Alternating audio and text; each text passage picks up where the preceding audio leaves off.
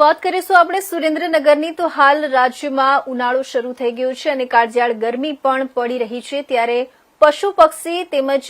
પ્રાણીઓની શું દશા થતી હશે ત્યારે કચ્છના નાનું રણ જેનો વિસ્તાર 4953 ચોરસ કિલોમીટર જેટલો છે આ વિસ્તારમાં ગરમીનો પારો અંદાજિત 43 થી 45 ની આસપાસ હોય છે ત્યારે આ પરિસ્થિતિની અંદર આ વિસ્તારમાં નીલગાય ગુડખર તેમજ પક્ષીઓ માટે પણ ગુડખર અભયારણ્ય દ્વારા રણની અંદર આવેલા અવાડાની અંદર ટેન્કર દ્વારા પાણીથી ભરવામાં આવી રહ્યા છે। કચ્છના નાના રણમાં 4 રેન્જ આવેલું છે જેમાં ધાગ્રેદા રેન્જ, બજાણા રેન્જ, હળવદ રેન્જ અને આડેસર રેન્જ આવેલું છે।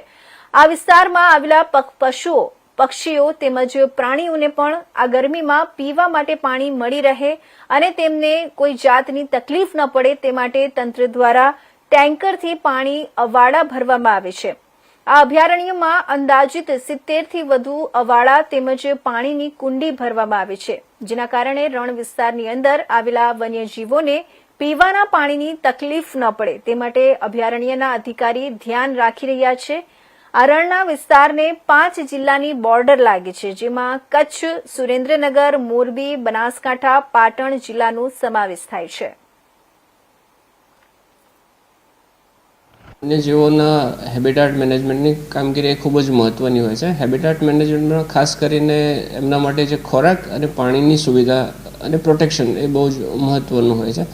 અને એમાં બી સૌથી મહત્ત્વની વસ્તુ છે પાણીનું મેનેજમેન્ટ। આપણે જાણીએ છીએ કે અભયારણ્ય વિસ્તાર એ એક ડ્રાય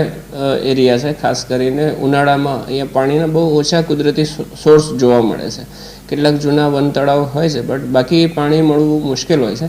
અને એટલા માટે ગુડખર અને અન્ય જે વન્યજીવો છે એને નિયમિત પાણી મળી રહે એના માટે આપણે સાગરપાડા તદુપરાંત પાણીના આર્ટિફિશિયલ પોઈન્ટ બનાવેલા છે જેમાં પાણીના અવાડા ખાસ કરીને આપણે નિયમિત રીતે ભરીએ છીએ। અભયારણ્યની મારી ચારેય રેન્જની અંદર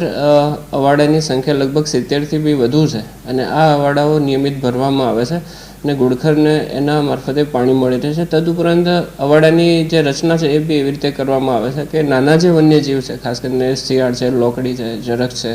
અથવા હાયના છે એમને બી પાણી પીવા માટે પ્લેટફોર્મ મળી રહે એવી આપણે વ્યવસ્થા કરતા હોઈએ છીએ અને આ જે પાણીના પોઈન્ટ છે એ ઉનાળા માટે આશીર્વાદરૂપ